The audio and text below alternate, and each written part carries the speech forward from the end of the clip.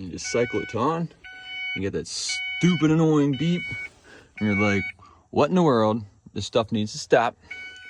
Well, here, it'll be your airbag sensor, or your light or something that failed, I guess. I don't know.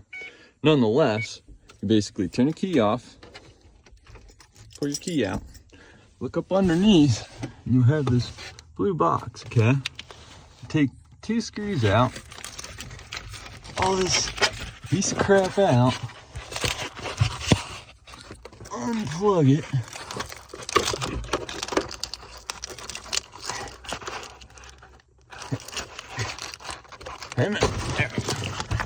grab that piece of crap, throw that shit to the ground,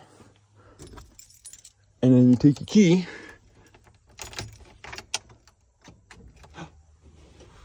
and no more stupid beeping sound.